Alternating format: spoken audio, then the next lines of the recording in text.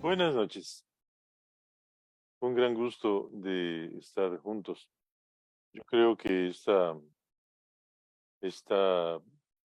experiencia del Zoom, alguien me preguntaba ayer en la catequesis de confirmación, que si la próxima catequesis ya no sería virtual, sino que sería presencial, porque yo le dije algo que creo que es cierto, y es que la virtualidad vino para quedarse, porque es el mecanismo más adecuado que tenemos para trabajar este tipo de cosas.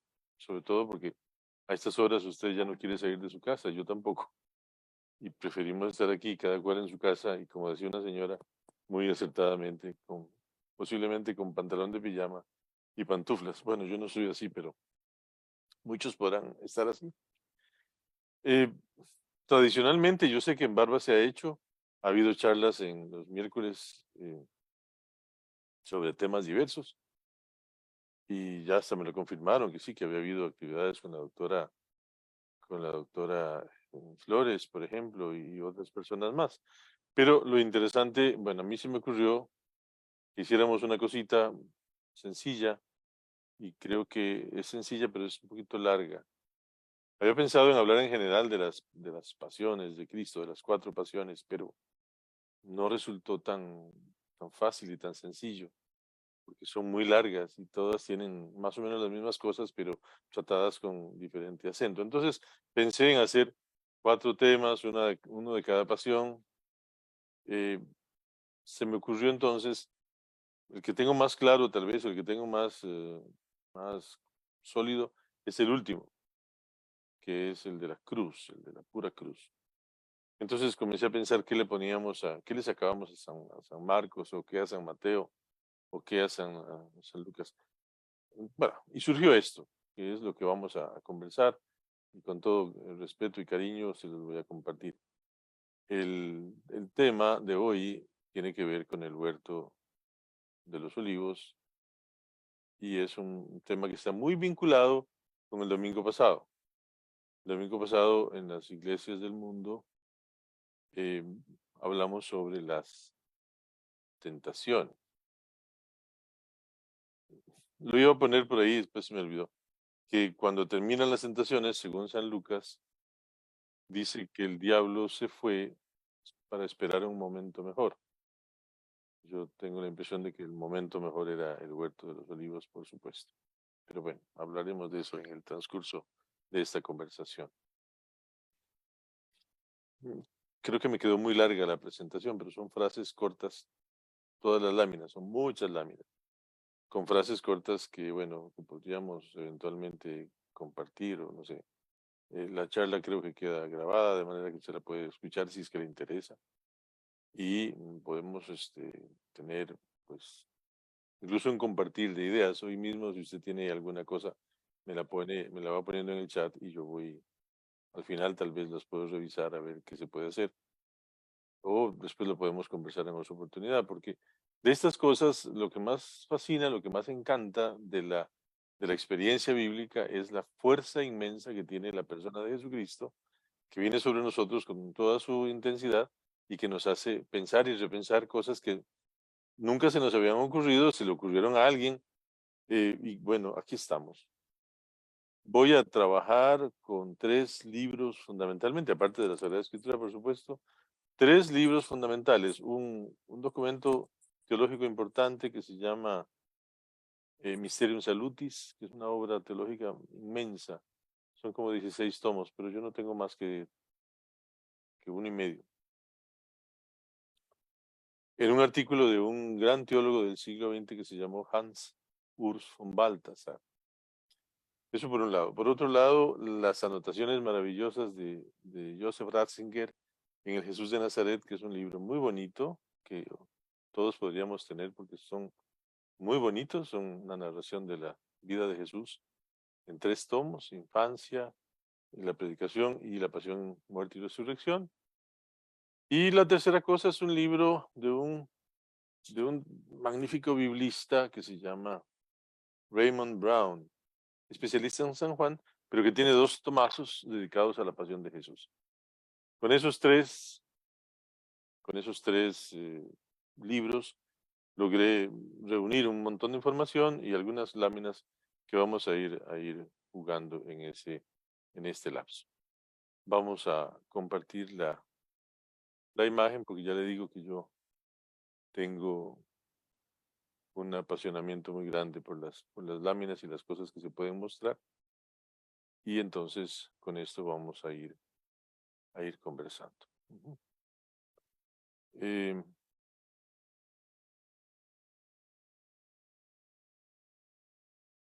Aquí lo tengo. Llamé o titulé esta conversación como un cáliz debe ser asumido. Después se entenderá un poco mejor qué significa eso de un cáliz que debe ser asumido.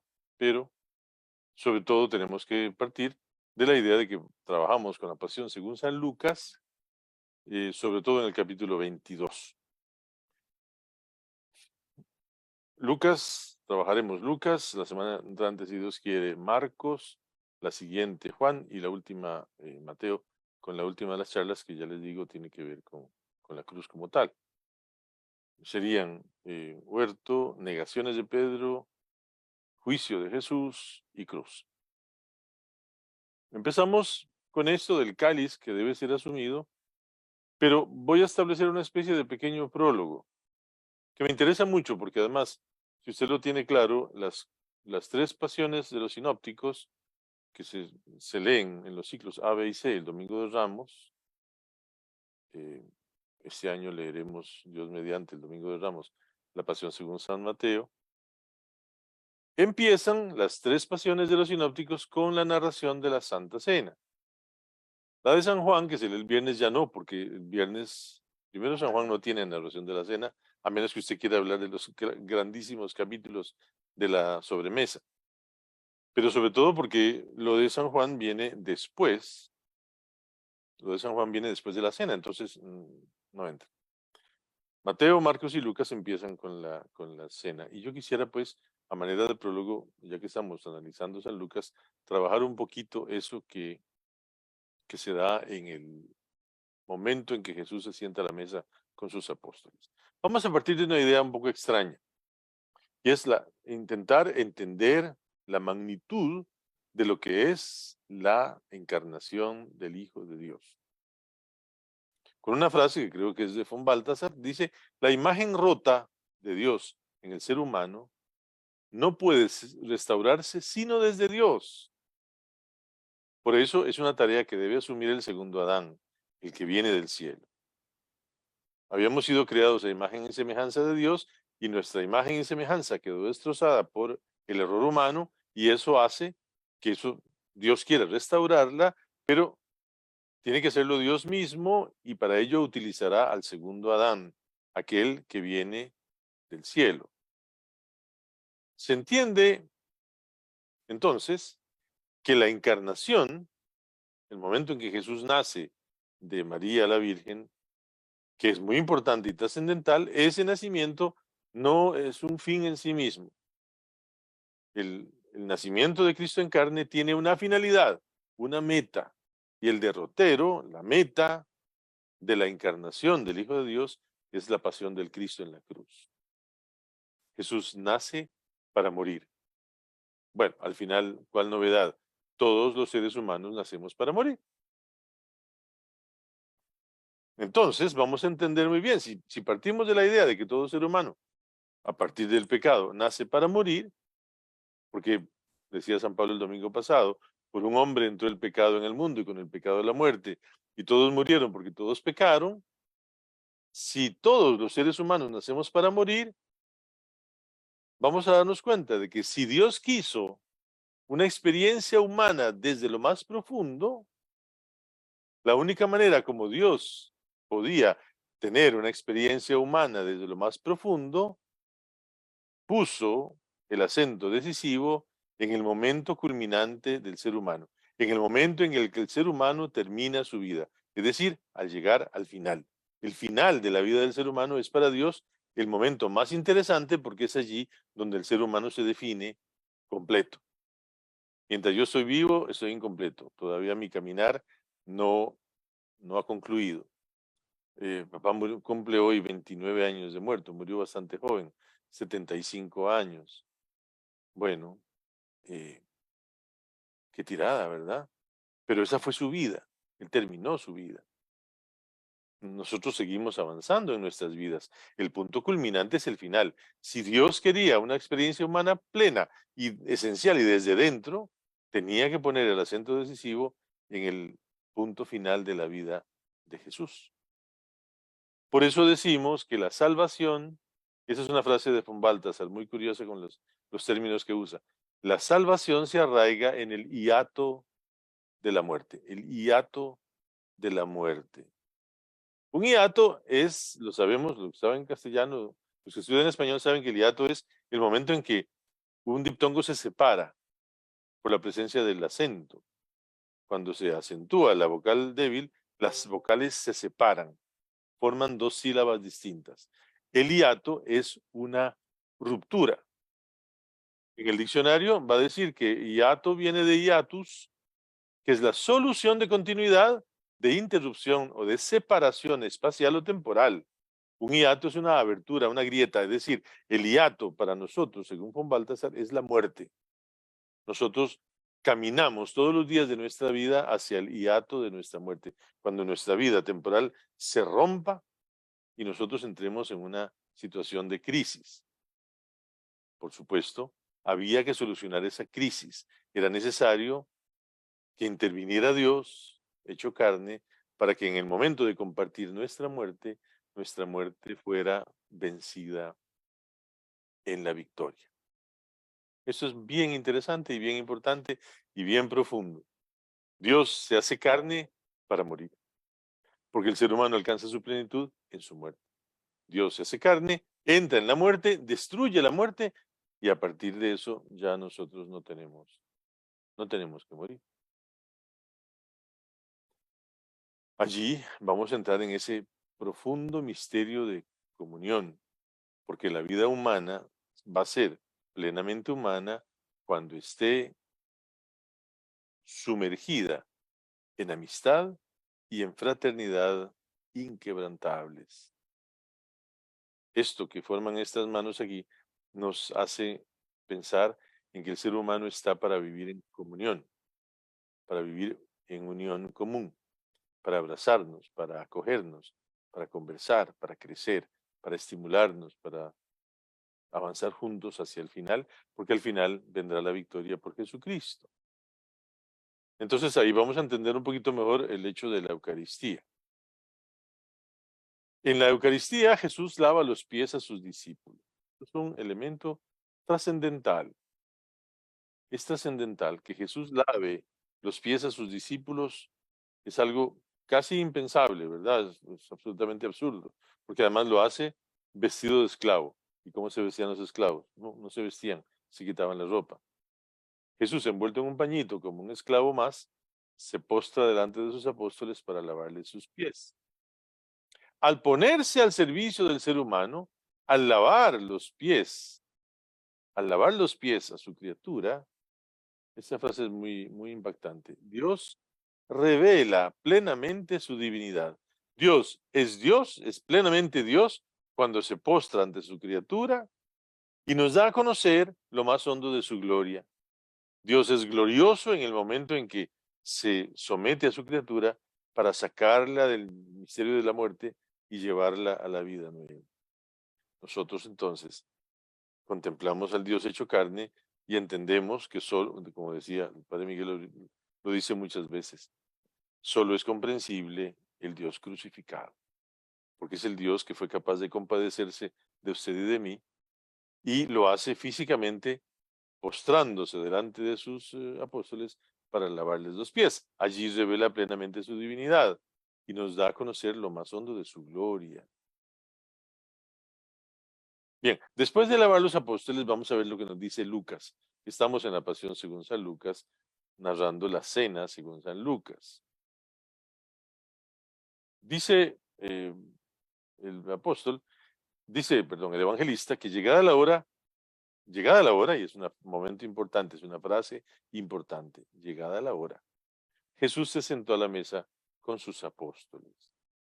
Sepamos que la hora y el cáliz, tengamos en nuestra mente estas dos palabras, la hora y el cáliz son elementos que Jesús tiene muy claros en su mente. Estas dos realidades, la hora y el cáliz, son su meta. Jesús está aquí para asumir su hora y para beber el cáliz. Seguimos. En el verso 15 dice que Jesús exclamó: he deseado ardientemente comer esta Pascua con ustedes antes de mi pasión, porque les aseguro que ya no la comeré más hasta que llegue a su pleno cumplimiento el reino de Dios. Está anunciando su pasión, es decir, mañana mi vida terminará. Aunque no se note, aunque no sea posible percibirlo plenamente, mañana habré terminado. Por eso deseaba comer esta Pascua con ustedes, aunque ya no la vaya a comer más, ¿verdad? Bien.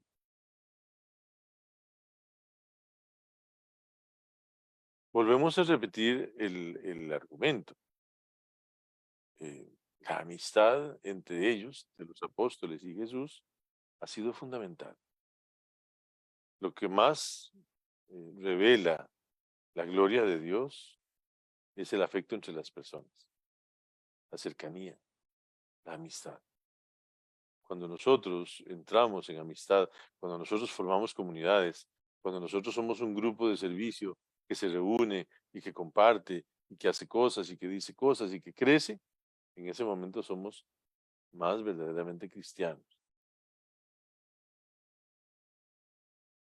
En la cena, Jesús tiene dos gestos importantes, aparte del que ya leímos en San Juan, ¿verdad? El hecho de lavar los pies a los apóstoles.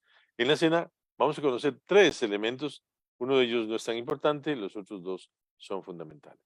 Uno primero sería que, en verso 17, tomando una copa, dio gracias y dijo: tomen y compártanla entre ustedes, porque les aseguro que desde ahora no beberé más del fruto de la vid hasta que llegue el reino de Dios.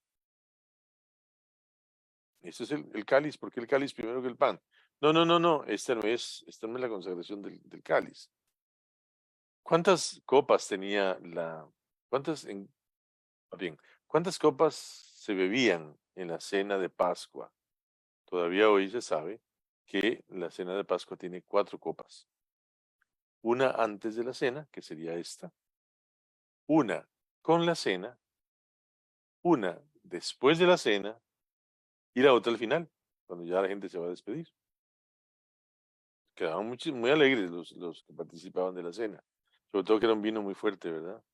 Por eso le echaban agua. Y la primera copa es esta, y Jesús la hace simbólica porque pone a sus apóstoles a compartirla, porque será como quien dice la última copa que beban con Jesús. Esta copa marca el inicio de la cena, pero no es la que nos interesa. El gesto eucarístico se acentúa en el verso 19. Luego Jesús tomó el pan, dio gracias, lo partió y lo dio a sus discípulos diciendo: eso es mi cuerpo que se entrega por ustedes. Hagan esto en memoria mía. Esto lo conocemos perfectamente bien y esto tenemos que entenderlo más en profundidad. En Lucas, Jesús da gracias y bendice a Dios. Creo que aprendí esta semana o estos días que en la mesa nosotros no bendecimos los alimentos, no es necesario. Los alimentos son benditos. En la mesa damos gracias a Dios y bendecimos a Dios. Y esos dos son los elementos fundamentales de una oración hebrea que se llama la veracá. Después de dar gracias y bendecir, entonces parte el pan. Ese es el gesto inicial de la cena de los hebreos todavía hoy. Partir el pan es el gesto del padre de familia, del jefe de familia, del jefe de grupo, del cabeza de la comunidad, como quiera verlo o armarlo. Se parte el pan como gesto del padre de familia al inicio de la cena. Se da gracias y se bendice, porque eso forma parte, ya se lo dije, de la oración por excelencia, de la oración hebrea por excelencia, que se llama la veracá. La veracá es la gran oración hebrea. Bueno, esa oración hebrea tiene dos partes, la acción de gracias y la bendición a Dios. Nosotros tenemos la tendencia a bendecir las cosas. Realmente el hebreo tiene la tendencia a bendecir a Dios. Por eso es tan extraño eso que está de moda últimamente y que es un poco protestantoide, ¿verdad? Eso de bendiciones, bendiciones. No sé. Nosotros damos gracias y bendecimos a Dios por lo que nos da, porque estamos vivos, porque estamos eh, juntos, porque podemos llevar adelante cositas, ¿verdad? Porque podemos avanzar, porque podemos vivir. Damos gracias y bendecimos a Dios. Esa es la verdadera oración hebrea, la famosa veracá. Se da gracias y se bendice. Vamos a entender un poquito esto. Verticalmente damos gracias a Dios, hacia arriba, ¿verdad? Pensando en Dios que nos bendice y llena nuestra vida de su presencia. Verticalmente damos gracias a Dios y horizontalmente extendemos la bendición de Dios a todos, especialmente a los pobres. Entonces trazamos una cruz, ¿verdad? En la veracá es como si trazáramos una cruz. Damos gracias a Dios que está arriba y damos y bendecimos a Dios, extendemos la bendición de Dios a todos, a toda la humanidad, especialmente a los más pobres. En aquella cena, entonces, vamos a decir algo muy importante. En aquella cena, los apóstoles pudieron entender lo que Jesús le quería decir. Jesús en aquella cena, entre partir el pan, darles el pan, dar gracias a Dios por el pan, bendecir a Dios por el pan, partir el pan, darlo a los apóstoles y decirles, esto es mi cuerpo. Jesús les está diciendo en realidad, señores, esto soy yo. Esa fue la experiencia de los apóstoles y por eso es tan comprensible que 2 días después, o esos jueves, viernes, sábado, y 3 días después, los discípulos de Maús tuvieran tanto impacto cuando Jesús les eh, parte el pan y se los da. Ellos reciben el pan, reconocen a Jesús, Jesús desaparece y ellos se dan cuenta de que el corazón les ardía cuando el Señor les anunciaba las Escrituras. Emaús se entiende muy bien a partir de la idea de que Jesús les está diciendo en la Santa Cena, señores, este pan soy yo. Hagan esto en memoria mía. Y otro día conversamos de lo que significa el sicarón, que es esa cena ritual que se realiza precisamente para manifestar la presencia real de Cristo entre nosotros con el pan partido y compartido. Bien, Jesús rompe el pan para indicar su muerte. Jesús destroza el pan. La palabra parece fuerte, pero es que es partirlo en trozos, ¿verdad? El pan completo se quiebra, porque además hay que pensar que el pan de los hebreos se parece a nuestras hostias porque es tostado y quebradizo. El pan se parte, el pan se destroza para poder compartirlo. Pero en el gesto de dar la vida, porque el alimento nos hace vivir, en el gesto de dar la vida, está incluyendo la resurrección. Por eso la misa es la vivencia de la muerte y de la resurrección de Cristo. Muere porque en el pan partido estamos significando su destrozarse por nosotros, pero al resucitar convierte ese pan partido que sirve de alimento en fuente de vida para nosotros. Esa es la esencia eucarística. Bien, el último gesto de la Eucaristía es que, en verso 20, la tercera copa, dice el gesto, dice la Escritura, después de la cena hizo lo mismo con la copa, diciendo, esta copa es la nueva alianza sellada con mi sangre, que se derrama por usted. Lo conocemos bien, ¿verdad? La frase es conocida para nosotros. Esta copa es la nueva alianza sellada con mi sangre que se derrama por ustedes. Por favor, memorice esas palabras. Usted las tiene de memoria, pero memorícelas por un instante porque vamos a analizarlas en el ámbito de del testimonio del Antiguo Testamento.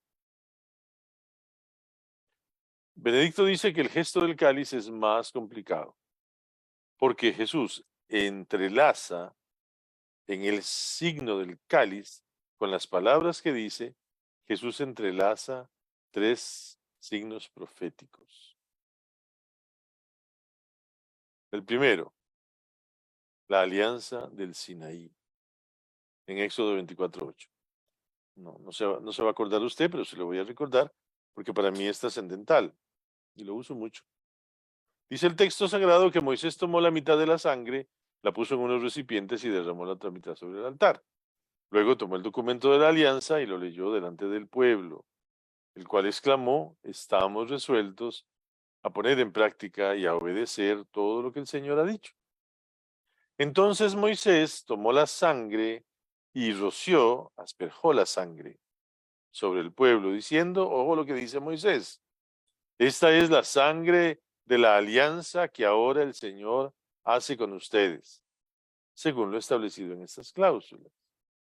Sangre de la alianza, dicho en Éxodo 24:8. ¿Verdad? Es la primera cosa, el recuerdo de la alianza de Dios con su pueblo. Lo segundo es que en esta muerte de Cristo se está sellando una nueva alianza que habría sido prometida por Dios en Jeremías 31:31 y siguientes. Se los recuerdo porque usted no lo va a conocer. Jeremías 31:31 y siguientes es 31. Llegarán los días, oráculo del Señor, en que estableceré una nueva alianza con la casa de Israel y la casa de Judá. 32. No será como la alianza que establecí con sus padres el día en que los tomé de la mano para hacerlos salir de Egipto. Mi alianza que ellos rompieron, aunque yo era su dueño, oráculo del Señor. Esta es la alianza que estableceré con la casa de Israel después de aquellos días, oráculo del Señor. ¿Y en qué consiste esa alianza? Pondré mi ley dentro de ellos y la escribiré en sus corazones, y yo seré su Dios, y ellos serán mi pueblo.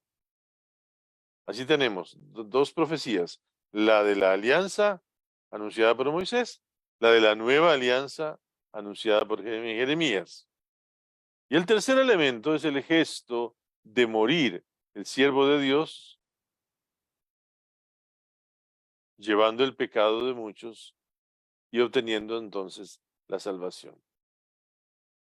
El gesto de morir de Cristo supone la salvación nuestra. Isaías 53:12. Por eso le daré una parte entre los grandes, y él repartirá el botín junto con los poderosos, porque expuso su vida a la muerte y fue contado entre los culpables, siendo así que llevaba el pecado de muchos e intercedía en favor de los culpables. Así, la alianza que Jesús está haciendo tiene que ver con la alianza del Antiguo Testamento, con la nueva alianza de Jeremías, y en su muerte Cristo estaría llevando sobre sí los pecados de muchos e intercediendo en favor de los culpables. Pero claro, Jesús en la cena debe anunciar algo doloroso. Verso 21, la mano del traidor está sobre la mesa junto a mí, porque el Hijo del Hombre se va por el camino que le ha sido señalado, pero hay de aquel que lo va a entregar. La cena termina con enseñanzas de Jesús, pero van al huerto. Van al huerto. Un huerto es un lugar muy significativo. En un huerto inició la creación. Recuerde que el Señor hizo un huerto y del barro, de los arroyos, sacó material para hacer al hombre y luego la mujer y todo aquello. En el huerto, donde estaban sembrados los árboles, incluidos el de la vida y el de la ciencia del bien y del mal, en el huerto surgió el pecado y con el pecado la muerte. Sabemos que en un huerto van a sepultar a Jesús y que en el huerto resucitará. Un huerto es pues algo muy especial para nosotros. Van a ir al Monte de los Olivos. Esa experiencia del Monte de los Olivos es, es extraña porque van a ir a un huerto que hay en el Monte de los Olivos, pero en el fondo el Monte de los Olivos es el que produce el aceite y el aceite es el que hace la unción y el que hace la unción es el que hace el Cristo y el Mesías. Bueno, algo hay de eso en toda la simbología. Tienen como plan ir al Monte de los Olivos. Dice el texto sagrado que enseguida Jesús salió y fue como de costumbre al Monte de los Olivos, seguido de sus discípulos. Pero uno se pone a pensar, ¿por qué va al Monte de los Olivos? ¿Por qué no se va? ¿Por qué no se zafa? ¿Por qué no cambia el plan y se quita de encima la muerte? Permítame explicarle cómo era Jerusalén. Yo no conozco Jerusalén, pero bueno, aquí hay un mapa y los mapas son fáciles de entender. Aquí abajito, en esta esquina inferior izquierda, está el sitio donde tradicionalmente se ha dicho estaba el aposento alto, donde Jesús celebró la última cena. De aquí habrían salido, quizá por aquí, para atravesar esos atrios del templo y bajar este torrente del Cedrón para ir a Getsemaní. Si Jesús hubiera querido, a sabiendas de que ahí se acababa todo, pudo haber bajado por esta calle y haber ido a Betania, a casa de sus amigos. Ahora, había una prohibición de que si una persona entraba a Jerusalén para la Pascua, no debía salir de la ciudad. Pero bueno, le pudo haber roto la prohibición si hubiera querido, pero no lo hizo. No solo no lo hizo, sino que además se fue a Getsemaní y se fue al Monte de los Olivos, donde Judas sabía que iba a estar. Y bueno, aquí empezamos un poquito con el tema de esta noche. Un poquito tarde, pero bueno, aquí empezamos. Cuando llegaron, Jesús les dijo, oren para no caer en la tentación. La frase es tan simple que haciendo el trabajito cae en la cuenta de su simpleza. Hay ciertos elementos que uno está acostumbrado a ver y me desconcertó. Primero hay un énfasis en la idea de la tentación. ¿Qué es la tentación? Bueno, el domingo pasado vimos a Jesús tentado por el enemigo en el desierto, tentado con cosas que no son, básicamente no son pecado, pero hacer desorden en en el esquema general de la creación de Dios, pues eso sí es pecado. En todo caso, aparece esta idea de la tentación como una cosa que debe ser superada por nosotros. Ahora, la frase tiene un esquema interesante. Dice que hay que orar. Si yo voy a orar, no me puedo dormir. Si yo oro, yo velo. Hay que velar. Y velar tiene un carácter escatológico. Acuérdense cuando el Señor decía, dichoso aquel a quien el Señor, cuando regresa, lo encuentra velando. No durmiendo, la pierna suelta, sino velando. Bueno, hay algo de trascendental en esto de velar. Tiene algo de escatológico. El fin de los tiempos llegará en el momento menos pensado. Entonces eso de dormir, pues es un problema, porque uno pierde la atención, pierde la concentración. Hay que velar porque la tentación acecha. El término griego que traduce tentación es peirasmos. Este término, peirasmos, supone un peligro, una prueba, un conflicto muy grave.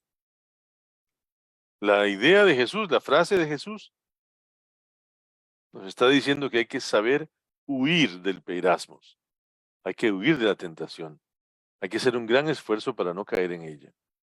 Entonces nos cae a la mente de inmediato el Padre Nuestro, ¿verdad? Jesús nos dice que en la oración digamos, no nos dejes caer en la tentación. Es decir, la tentación es algo tan trascendental que nosotros tenemos que vivir toda nuestra vida luchando para no caer en ella.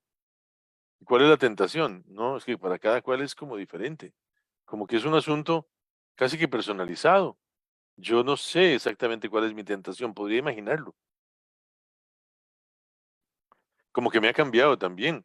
Yo podría antes haber fallado fundamentalmente si estas o aquellas situaciones se ponían de manifiesto. Hoy es un poco diferente, pero siempre tiene que ver con mi capacidad de acercarme a Dios y de vivir intensamente unido a Dios o no. El peirasmos es un peligro. Yo debo estar atento siempre para no caer en la tentación. En el Padre Nuestro yo aprendo a rezar para no caer en la tentación. Y yo debo estar siempre alerta para que la tentación no me haga sucumbir. Orar para no caer en el peirasmos remite a una advertencia de Jesús para que el discípulo se cuide de ese gravísimo peligro que lo acecha, ese mal inmenso que siempre nos puede hacer tropezar y más todavía, que nos puede matar, nos puede matar. Ahora, el verso 41 dice que el capítulo 22, ¿verdad? Después se alejó de ellos, Jesús los deja fuera, se aleja de ellos más o menos a una distancia de un tiro de piedra, unos 50 metros, y puesto de rodillas, oraba. Y viene el texto de la oración de Jesús. Padre, si quieres, aleja de mí este cáliz, pero que no se haga mi voluntad sino la tuya. Vamos por partes. Note usted que la persona de Jesús que nos plantea San Lucas es más sereno que el de los otros dos sinópticos. Mateo y Marcos nos hablan de un Jesús fundamentalmente desesperado. El Jesús de Lucas no lo está. Estas imágenes, esos tres cuadros que les voy a pasar ahora, se parecen más a otro tipo de desesperación física, incluso de Jesús. Este, que es un cuadro muy antiguo, nos habla de este Jesús casi desmayado, o este Jesús que está incapacitado para levantarse del piso, a donde cayó fulminado por el terror, que es válido en Marcos y en Mateo, pero no en Lucas. O este otro, ¿verdad? Que aterrorizado casi que se revuelca en su propia sangre. No, no, este no es el de Lucas. El de Lucas es un ser controlado, controlado. Para Lucas, Jesús conserva cierta serenidad. ¿Y por qué, ah? Bueno, podría haber una solución en pensar para quién escribió Lucas. Recuerden que Mateo escribió para los hebreos, Marcos para los neocristianos, Juan para los maduros en la fe, y Lucas escribió para los paganos. El Evangelio de Lucas está escrito para los paganos, para que los paganos conocieran a Jesús. Si Lucas muestra a Jesús de un modo distinto que Mateo y Marcos, y quizá un poco más cercano a Juan, haya una razón. El Jesús del huerto que él plantea es aplomado y bajo control. aunque la tensión sea interior e intensamente profunda. Quizá esto pasa por sus destinatarios. Si Lucas escribe para gentiles, es decir, para paganos que vienen de la gentilidad y se interesan en Cristo, es posible que él prefiera omitir la emocionalidad de Jesús para evitar malas interpretaciones en los paganos que leerían el texto y que ven ese descontrol como irracional. Vamos a ver, los griegos son fundamentalmente racionales. Los griegos de la antigüedad, ¿verdad? Los griegos tenían una lectura de los acontecimientos que es más bien fría, como los romanos, fría, calculada, concreta. No se prestan para esas lamentaciones orientales que son como lánguidas y donde la gente se arranca la ropa a pedazos y a gritos para llorar. No, eso a los paganos no les interesa. Entonces tal vez Lucas ha preferido contarnos, hablarnos de un Jesús más contenido para evitar malas impresiones. El descontrol los griegos lo veían como irracional y eso Lucas quiere evitarlo. Evita las malas interpretaciones y así, si hay otros que lloran y se conmueven por los sufrimientos de Jesús, y me refiero a las mujeres, ¿se acuerdan las mujeres que en Lucas lloran y le dicen, se lamentan y se golpean? Jesús les dice, no lloren por mí, lloren por ustedes, por sus hijos. Y también hay un pueblo que se acerca a lamentarse sobre Jesús y Jesús casi que los despide diciéndoles, no, no. Si ellos lloran por Jesús, Jesús nunca llorará por sí mismo.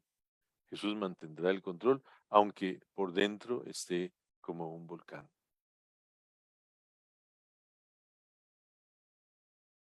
Aunque la angustia y el impacto emocional sean inmensos.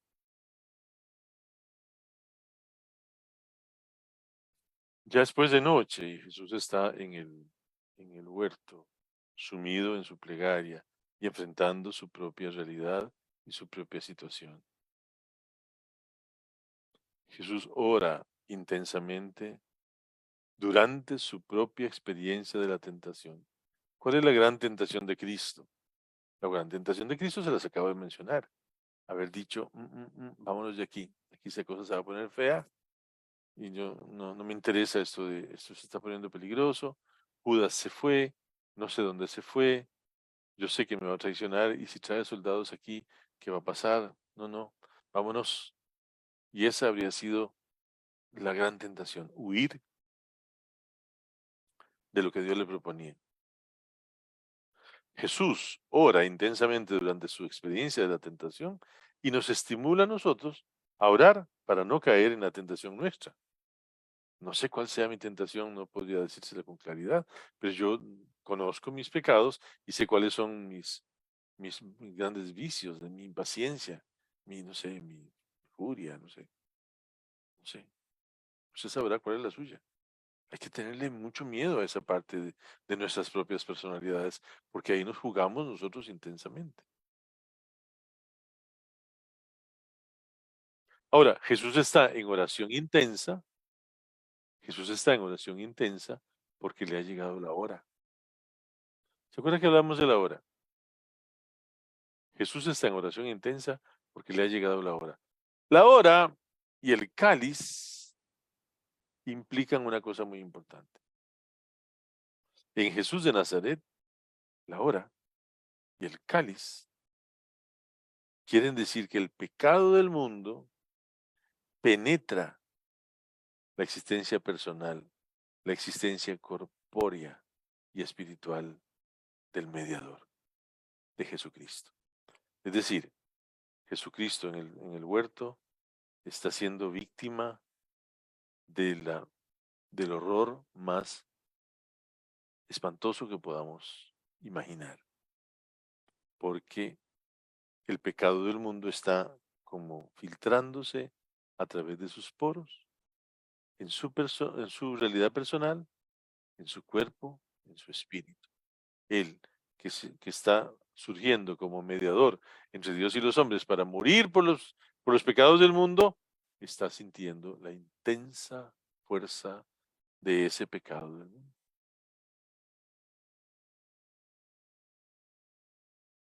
El tipo de angustia y tristeza de Jesús es el mismo que por derecho habríamos de sufrir los pecadores por nuestros pecados.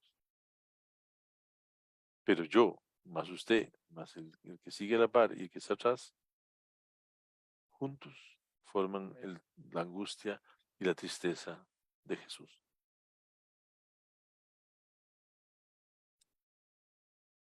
Jesús nos pide orar.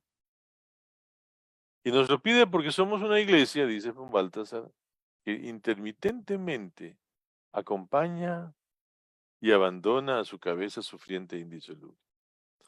En la historia de la iglesia, vamos a darnos cuenta de que nuestra iglesia lo que más ha hecho ha sido abandonar a Jesús. Y voy a adelantar una idea de la semana entrante. ¿Cómo nos parecemos a Pedro? ¿Cómo se parece la iglesia a Pedro? Desgraciadamente. Nosotros debiéramos parecernos más a Jesús, pero no nos parecemos. Nos parecemos a Pedro, que tiene de su historia, ¿verdad? Nosotros en nuestra historia como iglesia hemos sido fieles e infieles intermitentemente.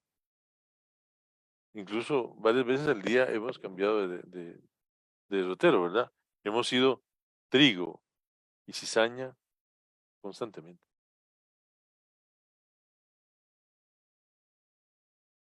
Y es que para Jesús es preferible perder su propia vida a que se pierdan las nuestras.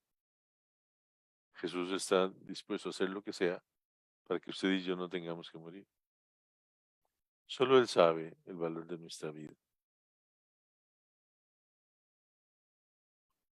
Jesús les había dicho, oren para no caer en la tentación, ¿verdad? Esa fue su oración. Esa fue su recomendación. Vea qué recomendación más plana, más chata. No los urge, no los presiona, ni siquiera se queda rezando con ellos. No, no, deja ahí para que hagan lo que ustedes tengan que hacer. Somos adultos y los adultos hacemos lo que tenemos que hacer. Si hacemos lo que no teníamos que hacer, pues ese es nuestro error y nuestro pecado. Pero en la vida tenemos que aprender a hacer lo que tenemos que hacer. Y lo nuestro es no caer en la tentación. Pero Él va a su oración a enfrentar su propia tentación y tomar su decisión. Y ya le hemos mencionado de hasta 2 veces y 3. Porque recordemos el verso suyo. Se aleja de ellos más o menos a una distancia de tiro de piedra y puesto de rodillas oraba. No se tira por el piso, no se postra, no cae desmayado, no mira, no. Se pone de rodillas, se somete a la voluntad del Padre. Dice, si quieres, Padre, si quieres, aleja de mí este cáliz. Pero bueno, que no se haga lo que yo quiero, sino lo que tú. El cáliz es pues esa copa de veneno, esa copa de muerte que tiene que beber para que usted y yo no tengamos que morir. Pero que no se haga mi voluntad sino la tuya.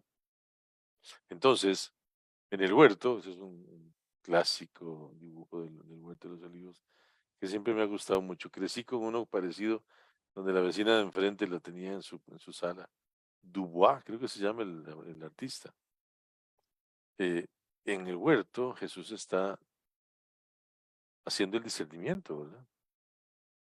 Porque el único objeto de la oración agónica de Jesús en el huerto es conocer la voluntad del Padre. Y ahí, pues caemos una vez más en el Padre nuestro, ¿verdad?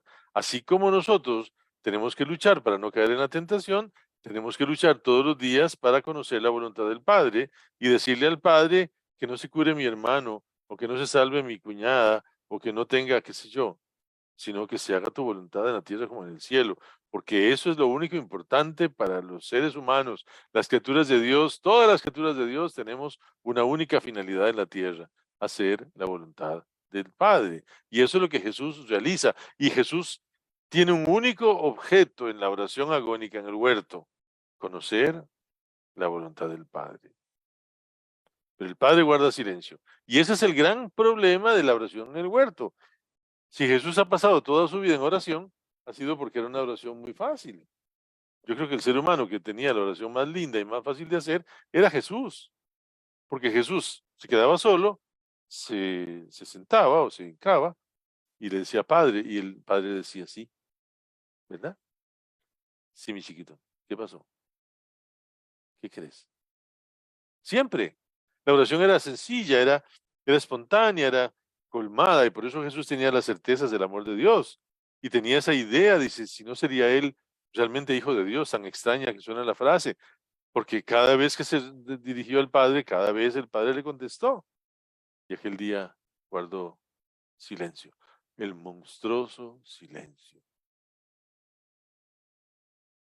Porque bueno, recordemos la oración era, eh, que si es posible, aparte de mí este cáliz.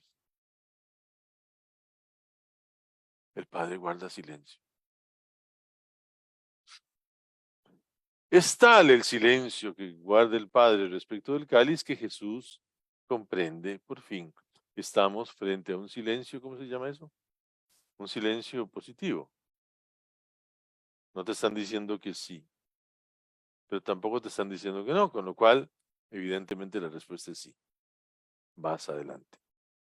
No te voy a quitar el cáliz, lo siento mucho. Esta es tu meta, este es tu camino. Tenés que probar que por amor a mí sos capaz de entregar tu vida por tus hermanos. Entonces, ahora, el único objetivo de la oración pasa de ser conocer la voluntad del Padre a aceptar la voluntad incomprensible del Padre. Jesús necesita ahora, después de haber sufrido la experiencia, porque hay que recordar una cosa, ¿verdad? Hay la oración de Marcos y Lucas, creo que Juan incluso, está partida. Hay como tres momentos en que Jesús va y viene a controlar a los apóstoles. En Lucas no, en Lucas es un solo tirón. Y el tirón es contenido, conciso, concreto. Es Jesús pidiendo al Padre que le quite el cáliz, es el Padre guardando silencio, es Jesús comprendiendo que el Padre no le va a quitar el cáliz, comprendiendo que lo único que tiene que hacer a partir de ahora es aprender a aceptar la voluntad del Padre por más incomprensible que sea.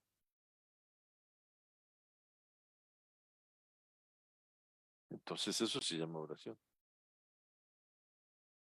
Pero bueno, por supuesto, como Jesús está metido hasta las heces, hasta las orejas, hasta toda su persona, sumergido totalmente en esta situación de congoja que nunca ha vivido.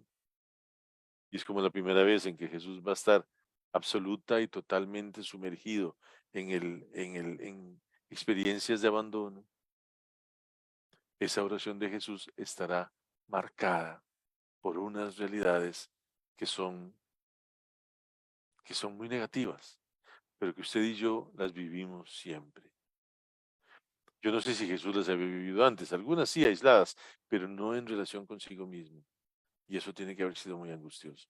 La oración de Jesús, esa oración profunda, intensa, en la que, como decíamos hace un minuto, quiere aceptar la voluntad del Padre, esa oración va a estar afectada por tres elementos que la perjudican.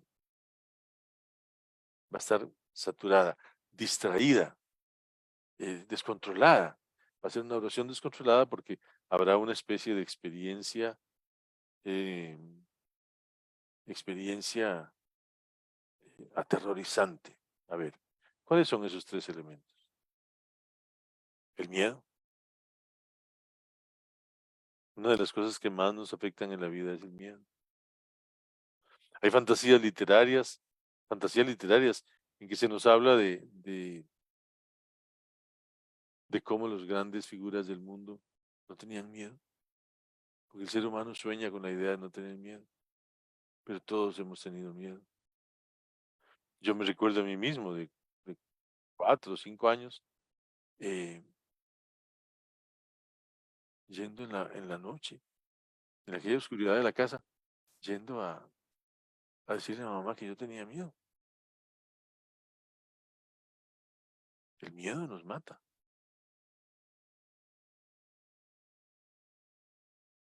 Lo otro, el estremecimiento ante el poder de la muerte. Un hombre de 30 y pico de años, 34, 35, no, no tiene por qué morir. Una compañera de colegio estará enterrando mañana seguramente a su hija mayor, 48 años. Se le murió de cáncer. El poder de la muerte es estremecedor. Nosotros hemos perdido gentes amadas. Yo he perdido compañeros y amigos y bueno, mi papá, mi mamá, mi hermano. Y la muerte es desastrosa, la muerte bueno, Jesús sufre en el huerto el estremecimiento más espantoso ante el poder de la muerte. Si había llorado un día por la muerte de su amigo Lázaro, está estremecido por su propia muerte. Y lo tercero es el pavor ante el abismo de la nada, porque ese es el gran pensamiento que tienen muchos hermanos nuestros que son ateos, ¿verdad? Que frente a ellos lo único que logran tener es la nada. Y perdón, la nada no es nada. Yo no sé qué sería de mí. Yo recuerdo que es que era de mí cuando yo no practicaba la fe. No voy a decir que no tuviera fe, la tenía, pero estaba por ahí arrinconada. Pero para mí, esa idea del futuro también, yo estaba joven, entonces no me importaba mucho. Jesús está joven, quizá de la edad que yo tenía, pero Jesús tiene un gran problema. Está al borde de la muerte. Y si la muerte me lleva a la nada, si la muerte me lleva a la nada, que es lo que temen muchos seres humanos y cada día creo que hay más y más católicos que ya no creen en la vida eterna porque les parece un cuento chino. No, el pavor ante el abismo de la nada. Ah, no, es que él era Dios y sabía, no sabía nada. Todo ser humano tiene miedo a que después de esta vida no haya nada. Y si no hay nada, qué desesperación.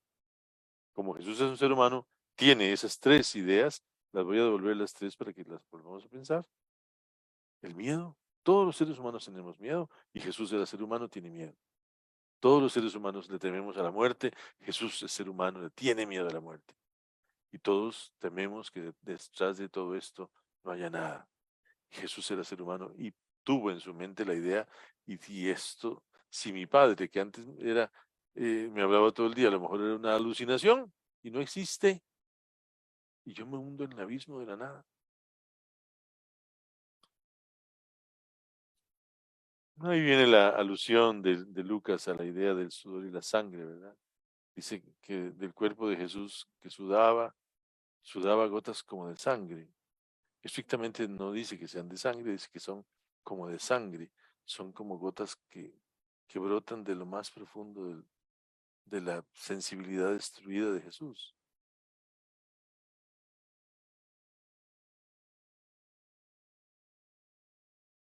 La angustia de Jesús es más radical que la de cualquier otro ser humano ante su muerte.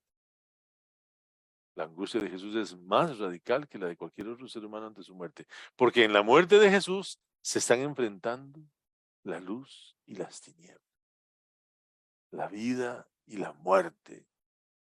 Ese es el verdadero drama fundamental de la decisión que caracteriza la historia humana. En Jesús, eso adquiere las características supremas del eterno hecho temporal y que no tiene certeza de nada en su futuro. En la oración de Jesús hay un enfrentamiento entre la voluntad natural y la voluntad divina. Eso es bien bonito y bien interesante. Enfrentamiento entre la voluntad natural y la voluntad divina.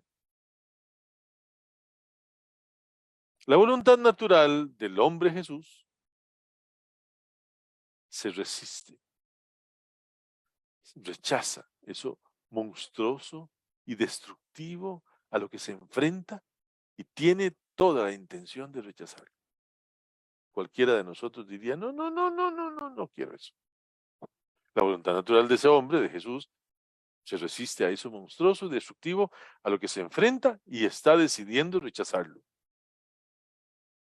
La otra voluntad que hay en Jesús, que es la voluntad del Hijo de Dios, sabe que puede abandonarse totalmente a la voluntad del Padre.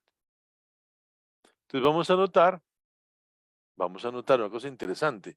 Vamos a notar cómo la voluntad del Hijo de Dios va a ir abrazando y confortando la naturaleza del hombre Jesús.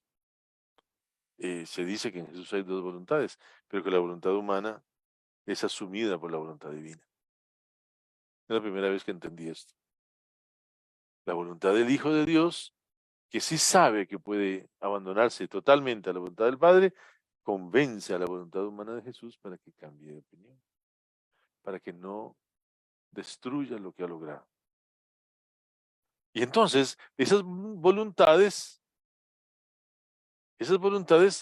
habían quedado en oposición. Piense por un momento, el ser humano tenía una voluntad y la voluntad se le arruinó con el pecado. Entonces había quedado en oposición con la voluntad de Dios. En antítesis, ¿verdad? Chocaban de frente. La voluntad humana choca con la voluntad de Dios. Habían quedado en paradoja, estaban en ese conflicto permanente, en ese circuito constante de enfrentar dos polos iguales que se están rechazando constantemente y sacando chispas y provocando el terror en las personas. Las voluntades estaban en incongruencia, en contradicción, en antagonismo. Las dos voluntades, la divina y la humana, estaban completamente trastocadas. Muy importante, es el pecado original el que provocó todo aquello. Ahí, lo que antes era la voluntad divina, que era asumida por la voluntad humana con toda paciencia, eso deja de ser así y empieza un gran problema. El gran problema de que no sabemos lo que tenemos que hacer, lo que decíamos el domingo pasado en misa. ¿Por qué asumimos las tentaciones? ¿Por qué son necesarias las tentaciones? Porque el ser humano es un ser libre y el ser humano tiene la obligación de decidir. Y si yo tengo que tomar una decisión, pues yo tengo que escoger entre dos, por lo menos, entre dos opciones. Y el ser humano tiene que escoger entre dos opciones, por lo menos, siendo así que a veces escoger equivocadamente lo puede llevar al pecado y a la muerte, ¿verdad? Entonces, hay una realidad. Las dos voluntades, la humana y la divina, no podían conversar. Ahora sí, qué interesante. En Getsemaní, Jesús restaura la voluntad natural del ser humano, que pasa de la oposición a la sinergia. Es decir, que pasa del choque, del conflicto, del circuito, del impacto, a desear caminar las dos en la misma senda. Eso sería la sinergia. Moverse con la misma fuerza en la misma dirección, ambas voluntades, la humana y la divina. Vamos a decir que Jesús, al aceptar la voluntad de Dios, restablece la grandeza del ser humano.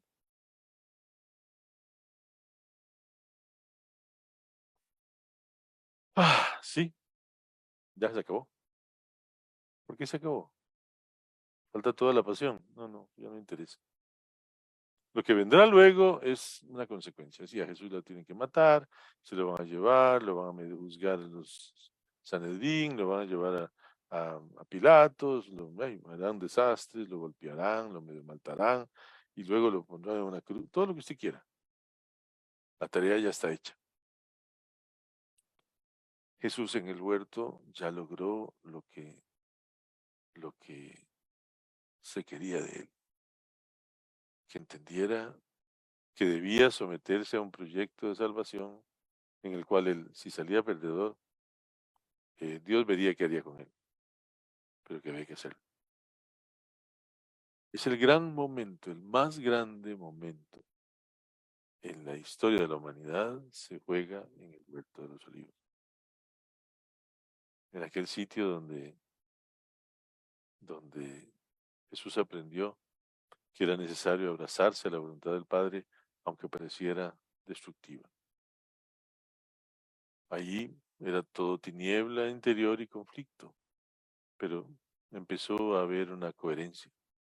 Y entonces Jesús aprende a compadecerse del ser humano, porque hay una diferencia entre padecer y compadecer. Yo padezco y alguien se compadece de mí. Compadecerse no es tener lástima, compadecerse no es asomarse al que está en la cama enfermo y ahí decirle, ay, pobrecito usted, cómo debe dolerle, quiere agüita, ¿no, verdad? Compadecerse es padecer con, es decir, hay que entrar en la muerte con la persona que está muriendo, hay que entrar en el dolor de la persona que está dolida, hay que entrar en la destrucción de la persona que está destruyéndose. Si no lo hacemos, entonces no habremos llegado a ninguna parte. Jesús aprende a compadecerse del ser humano y nosotros nos maravillamos ante la grandiosidad de Dios en esa materia. Jesús asumió nuestra realidad para percibir plenamente nuestra aniquilación. Si nosotros nos descuidamos, nos perdemos. Es necesario mantener el control, aprender a manejar. Ahora, cuanto más intenso es el amor, tanto más intensas las heridas de la compasión. Porque lo que Jesús está sufriendo en el huerto de los olivos no son los dolores de su pasión. Esos son importantes, pero no, ya lo sufrirá físicamente. No, está sufriendo el dolor del ser humano. Está entrando en la comprensión total de lo que perdió el ser humano el día que se le ocurrió salirse del proyecto de Dios y huir de la casa paterna, como en la parábola. Jesús ama tanto a su Padre que el Padre le enseña a amarnos a nosotros. Y tan intenso es su amor como intensas fueron las heridas de la compasión por nosotros. Y entendió que o entraba en el misterio de ese dolor que se le ofrecía a él personalmente, o la humanidad se perdía. Y aquí era más importante la humanidad. Entonces se le apareció un ángel del cielo que lo reconfortaba. Esto es como un premio de consolación. Pero por lo menos Jesús logró entender que sí podía y que era parte de su proyecto el poder sentir una experiencia de un Dios que lo amaba y salió de esa profunda ceguera y de ese total anonadamiento, pasó a una sensación de no estar solo y a una respuesta medio terciada de parte de Dios y manifestada en ese ángel que venía a él, aunque la certeza la tuviera de que el cáliz seguía allí. Es decir, que había que levantarse de ahí y asumir la inmensa tragedia de ser simplemente Mesías. En medio de la angustia, él oraba más intensamente y su sudor eran gotas como de sangre que corrían hacia el suelo, dice el texto sagrado. Bonito, porque al final es el símbolo maravilloso de su entrega por nosotros. Pero después de orar, ya sereno, se levantó, fue hacia donde estaban los discípulos y los encontró adormecidos por la tristeza. Jesús les dijo, ¿por qué están durmiendo? Levántense y oren para no caer en la tentación una vez más. Y bueno, todavía estaba hablando cuando llegó una multitud encabezada por el que se llamaba Judas, uno de los 12, se acercó a Jesús para besarlo. Y Jesús le dijo, Judas, con un beso entregas al Hijo del Hombre.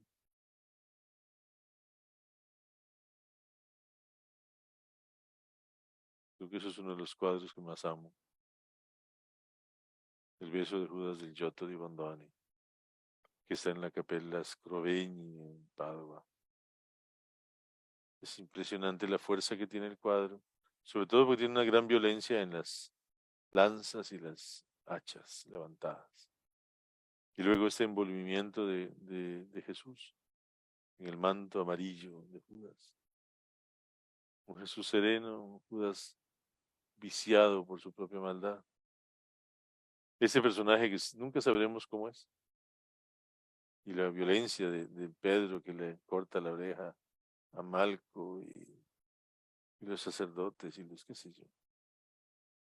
La serenidad de Jesús nos deja bochornados, porque ya Jesús no tiene nada que perder, ya lo ganó todo, ya sabe a dónde va, pero sabe que no va solo, sabe que está de la mano de su Padre, que lo ama a Él y nos ama a nosotros por medio de Jesucristo. Lo que sigue, ya lo conocemos, ya, el resto es pasión y muerte, pero también resurrección. Entonces, que estas sencillas palabras nos sirvan para entender la obra maravillosa del Mesías.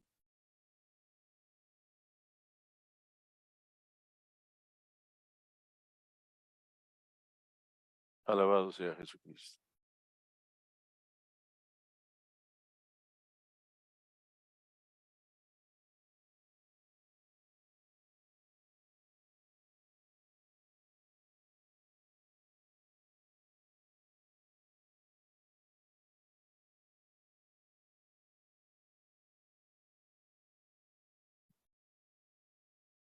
Bien, no sé si alguno quiera, ya es tarde, pero si alguno quiere hacer un comentario o alguna cosa así, de los que puedan, con mucho gusto.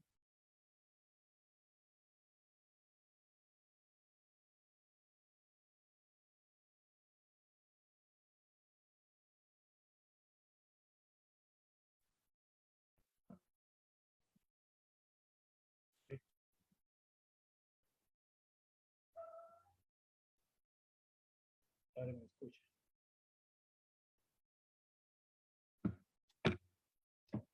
¿Escucha, padre?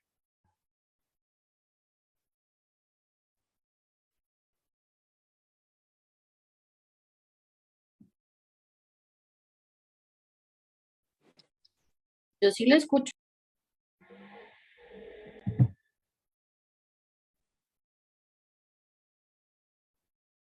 Yo también. Yo también. Ah, bien. Que no me escucha el padre. Porque el padre se quedó congelado.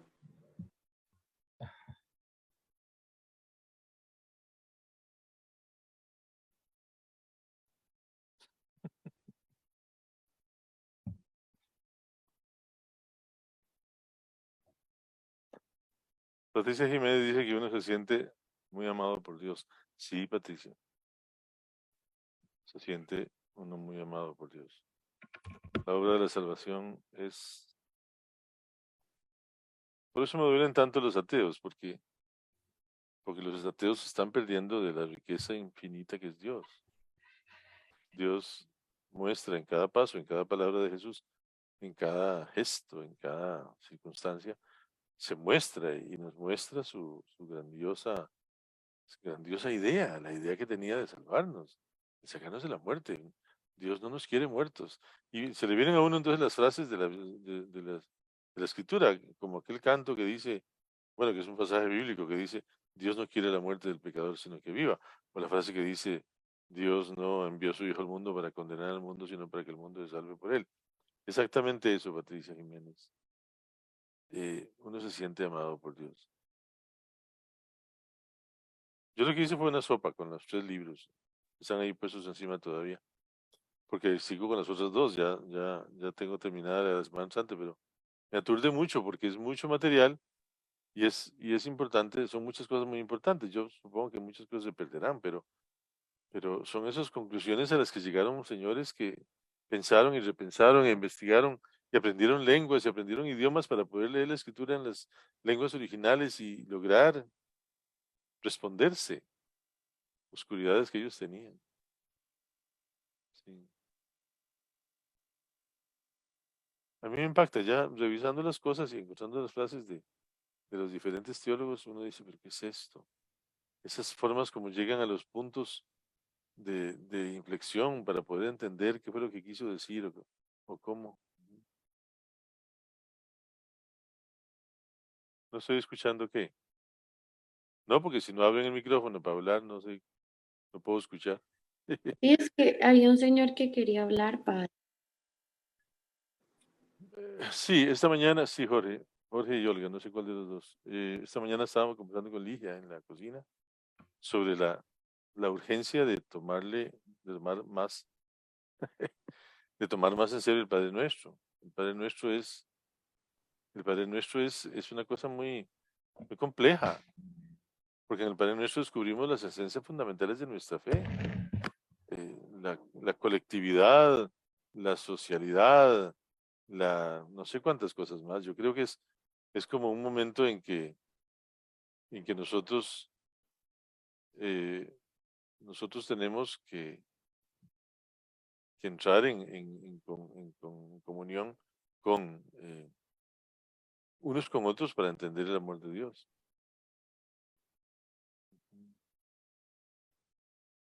Sí. Juan Carlos me pregunta si yo no estoy escuchando. No sé si será que yo tengo el micrófono, no, yo lo tengo abierto, pero estaba oyendo hace un rato, pero no sé si. No, Álvaro, usted se escucha bien. Ya Es no. que quiere hablar que no se escucha. Ese es el muchacho Juan Carlos Marín, precisamente.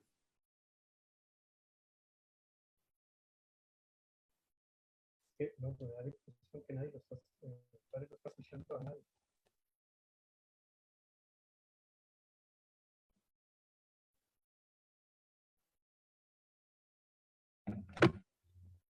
Lo que me da la impresión es que el padre no está escuchando a nadie. ¿Alguno ha intentado hablar para ver si soy yo el que está mal? Todos escuchamos, ¿verdad? A los otros y al Padre, pero el Padre no nos escucha. Correcto, es el padre que no está escuchando. Alguien le va a ver ahí por medio. Qué raro. Padre, ¿me escucha? No, alguien que lo llame al celular al Padre para que le diga. Hola, padre. Sí, ¿Me está escuchando? creo que debo salirme yo y volver a entrar. Entonces no se vayan ustedes. Yo supongo que me puedo salir y supongo que Jason, supongo que que Espinosa está por ahí y que me puede. Sí, aquí estoy, Voy padre. a salirme yo de esta cosa.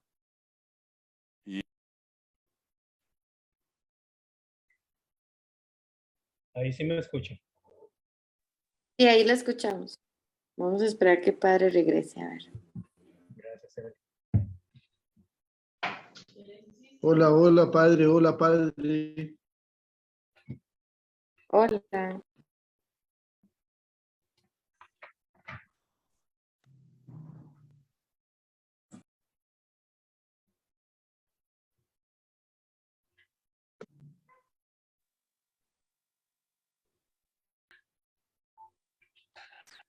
Ah, sí, ahora sí estoy oyendo.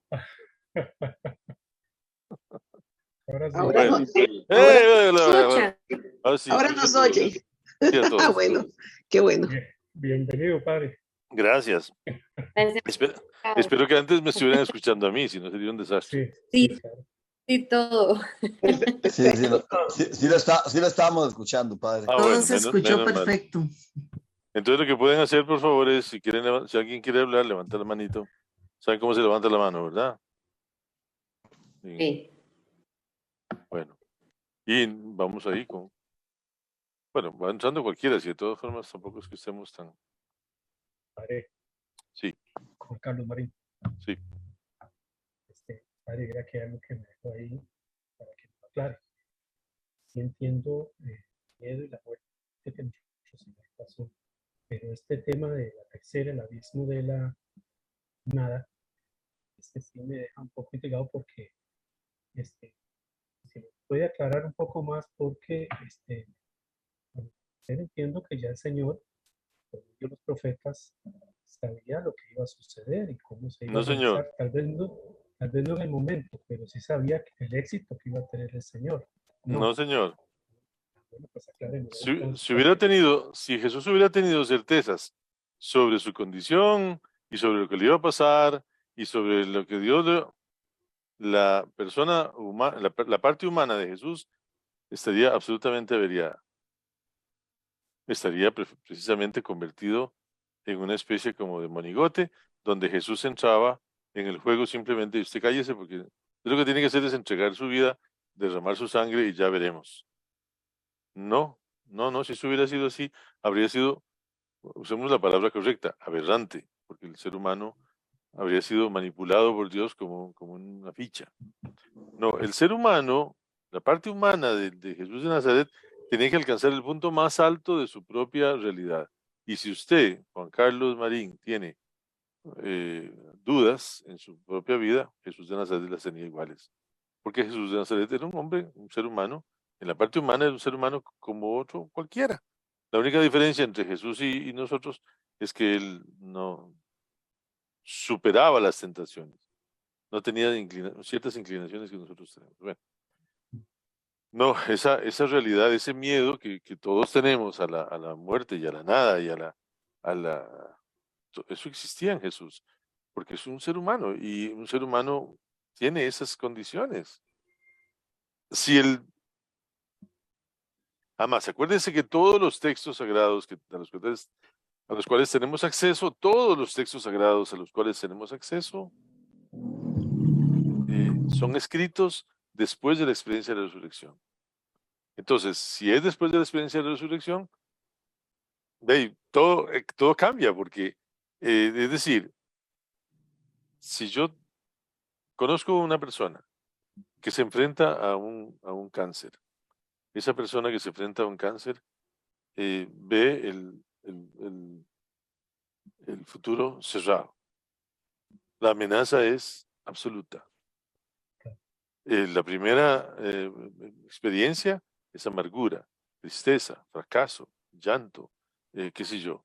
Ah, tiene fe, muy bien, la fe le va a ayudar, y qué sé yo, y empieza un caminar, pero no sabe por dónde va.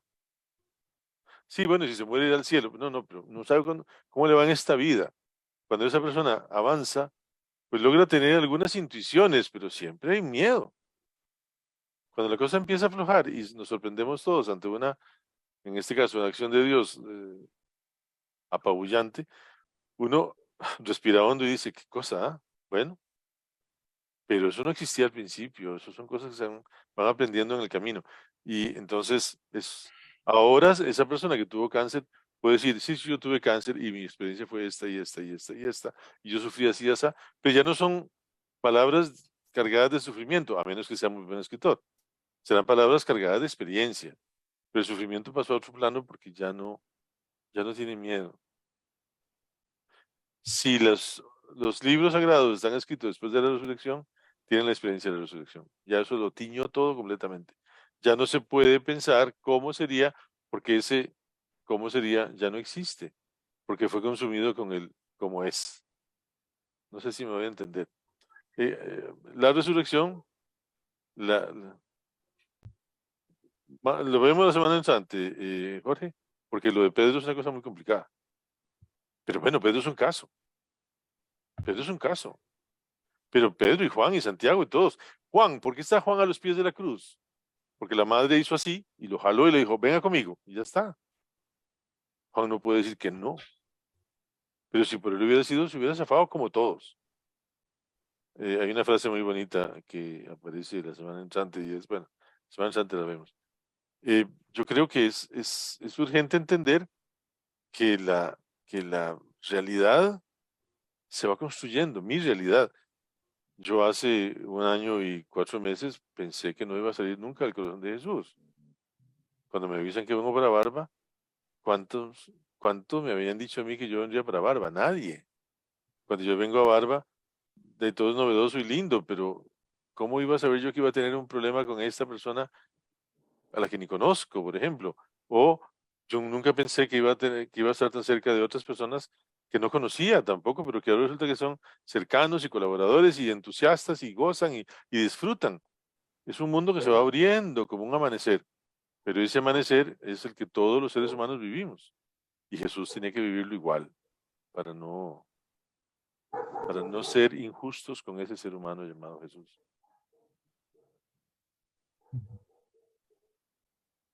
Gracias, padre. Padre, buenas noches a todos. Me gusta muchísimo y me impacta mucho el entender que en el Huerto de los Olivos queda ya lista la tarea, como dice usted. Sí. Qué importante tener uno también claro para la vida de uno, eso de aceptar la voluntad y dejar que fluya, Ujú. ¿verdad? Lo que el Señor le tiene a uno. Y no Véalo, quedar ya en la crucifixión, en lo que le pasó, sino desde antes, ¿verdad?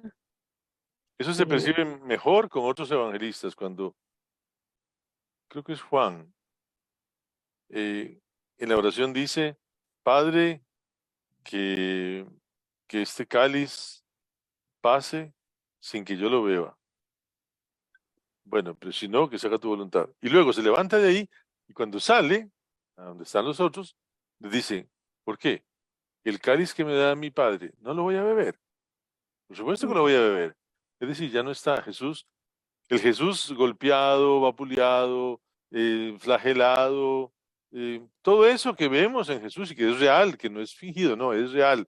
Ya ese sufrimiento físico ya es la consecuencia de una decisión tomada en donde las cosas ya son como son.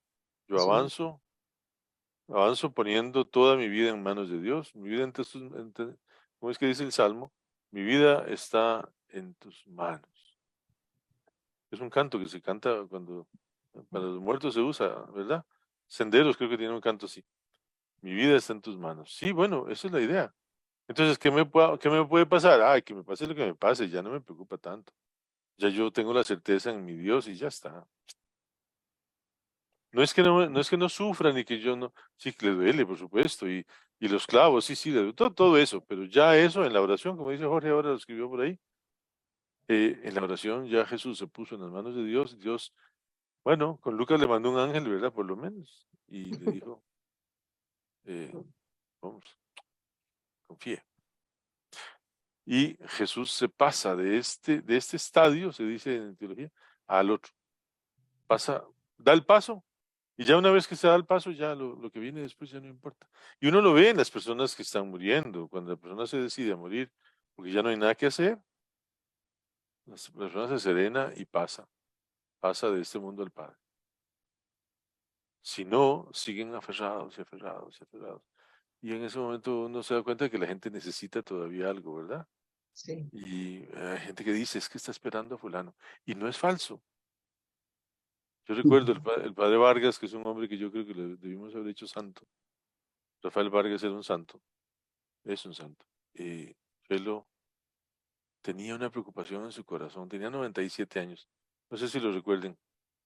Tenía una preocupación en su corazón, una injusticia que él creyó haber cometido. Así, Mima dice que el canto sigue diciendo, mi alma se une a ti.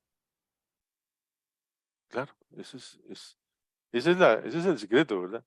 Bueno, Felo tenía una preocupación en su corazón, me la dijo a mí, yo fui a verlo y me dijo, estoy preocupado por esto y esto y esto. Le dije, ¿qué va a hacer? Y me dijo, voy a dar los pasos a ver si me hacen caso.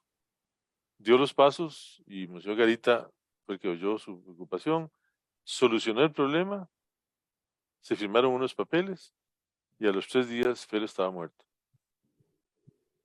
Porque ya estaba en Dios, pero le faltaba cerrar ese capítulo que para él era indispensable. Dios nos ama y en su locura por nosotros, porque hizo una cosa maravillosa, que nosotros seamos un desastre, capaces de hacer guerras y matar personas, y capaces de traficar drogas y capaces de vender los pueblos por un barril de petróleo. Forma parte de nuestra aberración y de nuestro desastre. Y eso es un asunto que habrá que solucionarlo antes de que se acabe la historia. Pero bueno, no hemos logrado mucho, ¿verdad?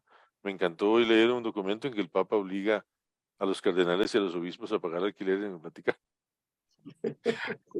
Pues uno se da cuenta de que en todas partes se cuecen habas, ¿verdad? O sea, la corrupción, eso es corrupción, ¿verdad? Pretender vivir en una casa y no pagar alquiler. Bueno, yo aquí no pago alquiler, pero por lo menos trabajo. Y si ellos no están trabajando mucho, pues a ver qué hacen. Si están ganando un salario por lo que hacen, pues a ver si pagan aunque sea una partecita, ¿verdad? Porque ese dinero podría estar alimentando el fondo de los pobres. Eh, hay que evolucionar, hay que crecer, hay que avanzar y el avance cuesta sangre, sí, por supuesto, pero eso no es el fin del mundo. El Hijo de Dios aprendió sufriendo lo que significa obedecer, dice la carta de los Hebreos, que es una de las frases más impresionantes, de las frases más impresionantes. Eh, Bien, no sé, ¿alguien más?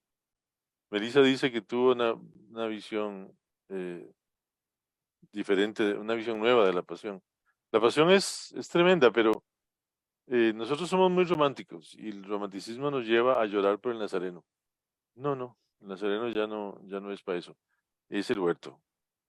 Pero bueno, Por eso fue cuando aquel señor, Scorsese se llama, hizo La Última Tentación de Cristo, la película, que es una película que en este país se prohibió y que entonces después fue vista hasta por chiquitos de 3 años porque la pasaban por televisión. Que además, dicho sea de paso, y estoy de acuerdo con Miguel en eso, es una de las películas más aburridas del mundo. Nosotros creemos, estamos convencidos de que el hombre se equivocó en enseñar la última tentación de Cristo. La última tentación de Cristo no es en la cruz, evidentemente no. Cristo ya en la cruz ya no tiene tentaciones. La última tentación de Cristo es en el huerto de los olivos, en donde él pudo haber dicho, yo me zafo de aquí. Es que era facilísimo. Les puse el mapa por eso, porque era, en vez de irse para el este y luego no sé, el este está para allá, para el este y luego para el sur. No, en vez de irse al este para ir al Huerto de los Olivos, doblaba y se iba al sur, se salía de Jerusalén y no lo encontraba nadie. No lo encontraba nadie en Betania, en casa de Marta, María y Lázaro. Nadie lo hubiera encontrado. Por lo menos esa noche no lo hubieran encontrado. No, pero es que no se trata de eso. Uno no huye de la voluntad de Dios. Uno huye de la tentación. Me acordé de la frase aquella de Felipe Neri, que alguien le preguntó que qué hacía en una situación donde una mujer lo estaba seduciendo, decía, y yo no quiero ser infiel a mi esposa. Y entonces San Felipe le decía a ese señor, mire, yo en estas situaciones le tengo 3 consejos. El primero es huir, el segundo es huir, y el tercero, huir. Hay situaciones en las cuales uno tiene que huir siempre, porque uno no puede. San Pablo en la carta a los Efesios, en capítulo 5, creo, nos dice que para enfrentar el enemigo hay que vestirse con la coraza de la fe, con el yelmo de no sé cuántos, con la espada de la palabra de Dios, con las sandalias de no sé cuántos. No podemos ir a brazo limpio. Yo voy a... No, no, no se puede. El enemigo es muy grande.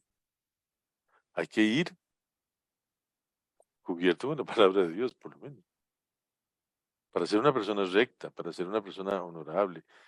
Hay tantas personas honorables que ni siquiera son creyentes, que nos da pena de que hayamos tantas personas que no somos honorables y que decimos que somos creyentes. Sí, no, porque la fe no es sinónimo de maravilla, ¿no? La fe es, la fe es una ayuda inmensa, es la experiencia de Dios, pero aún en la experiencia de Dios vamos a fallar, entonces hay que ser cuidadosos con eso. Con lo de Pedro tendremos un poquito de tiempo para profundizar en ese horror en el que Pedro se mete, simplemente por no renunciar. Tal vez la frase de Jesús es tan fuerte, ¿verdad? Que hay que renunciar a uno mismo. Renunciar a uno mismo no es dejar lo que uno está haciendo, sino dejar de pensar como uno está pensando para empezar a pensar como Dios, que es el gran pecado de Pedro, ¿verdad? Piensas como los hombres, no como Dios. Ajá. ¿Sí, alguien más? ¿Alguna otra cosa que se les ocurra? Bueno, les interesó por lo menos. Sí, parece que sí, ¿verdad? sí, muchas Sí, gracias, padre. muchas gracias, padre. Excelente. Bueno, Claro, claro, estaba muy bonito, padre. Apuntados para la otra semana. sí, la otra semana hablamos de Pedro, si Dios quiere. Me encanta. Sí, Muchas Pedro es un personaje de esos que yo creo que convendría para irnos echar una lectura completa para que vean que es muy sencilla. Lo del huerto de los... No, pero esta versión no. Esta otra versión, la más bonita. La pasión según San Lucas es en ese sector tiene una brevedad y una concisión que nos pueden conmover mucho y sobre todo preparar para para una riqueza mayor.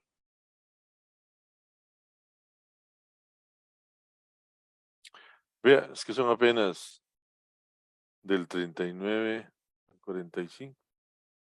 Bueno, y con eso terminamos tal vez. Del Evangelio según San Lucas. Enseguida Jesús salió y fue, como de costumbre, al monte de los olivos, seguido de sus discípulos. Cuando llegaron, les dijo, oren para no caer en la tentación. Después se alejó de ellos, más o menos a una distancia de un tiro de piedra, y puesto de rodillas oraba, Padre, si quieres, aleja de mí este cáliz, pero que no se haga mi voluntad sino la tuya. Entonces se le apareció un ángel del cielo que lo reconfortaba. En medio de la angustia, él oraba más intensamente, y su sudor eran como gotas de sangre que corrían hasta el suelo. Después de orar, se levantó, fue hacia donde estaban sus discípulos y los encontró adormecidos por la tristeza. Jesús les dijo, ¿por qué están durmiendo? Levántense y oren para no caer en la tentación. Todavía estaba hablando cuando llegó una multitud encabezada por el que se llamaba Judas, uno de los 12. Ese se acercó a Jesús para besarlo. Jesús le dijo, Judas, con un beso entregas al Hijo del Hombre. Los que estaban con Jesús viendo lo que iba a suceder, le preguntaron, Señor, ¿usamos la espada? Y uno de ellos hirió con su espada al servidor del sumo sacerdote, cortándole la oreja derecha. Pero Jesús le dijo, dejen, ya está. Y tocándole la oreja, lo curó. Después dijo a los sumos sacerdotes y a los jefes de la guardia del templo y a los ancianos que habían venido a arrestarlo, ¿soy acaso un bandido para que vengan con espadas y palos? Todos los días estaba con ustedes en el templo y no me arrestaron. Pero esta es la hora de ustedes y el poder de las tinieblas.